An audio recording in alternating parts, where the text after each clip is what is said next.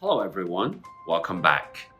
Over the next three episodes, we're going to look at publication models and also how to identify predatory journals and what are the conditions that legit journals have to adhere to.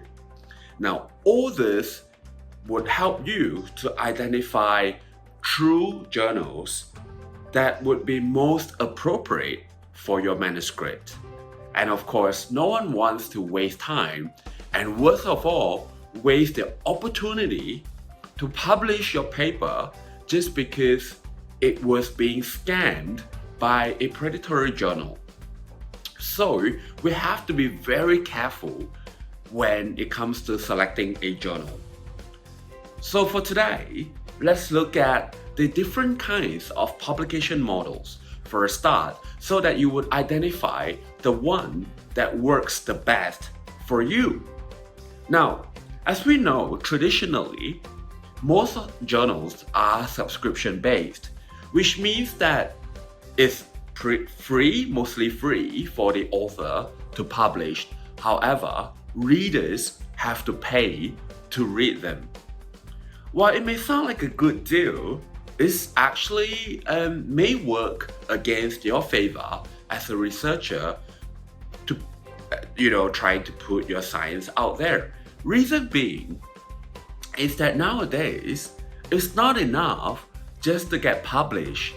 You also have to be widely read and widely cited, alright? So as we know, there is such a thing called the FWCI, which is basically the field weighted citation impact, which is also a gauge of how important your study is, in addition to the impact factor that journals mostly use.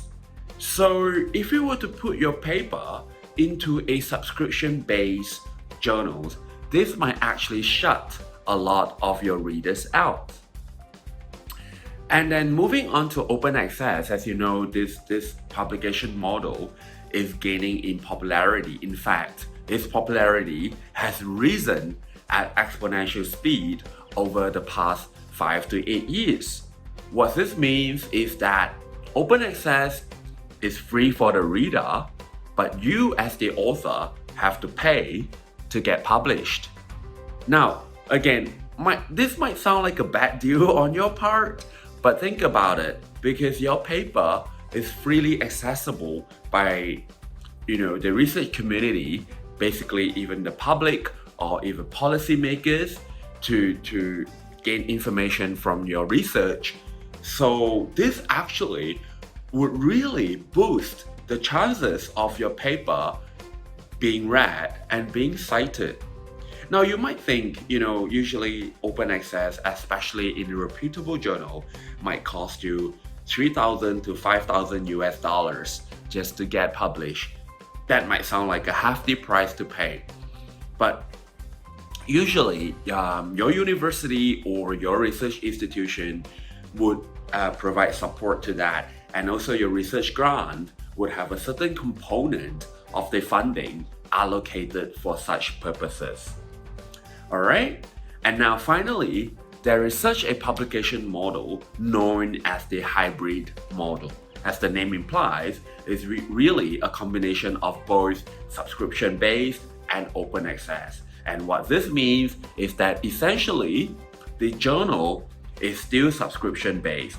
However, you as the author is being offered the option of going open access for your particular article. Alright, so for those who choose not to, fine, they keep it as a subscription base. Basically, your paper is only accessible, through a paywall. But if you would like, you also have the option of going open access so that your manuscript is accessible widely by the public. Alright, I hope that will clarify the three publications model for you. Just as a recap, they are subscription-based, open access, and hybrid, which is a combination of both.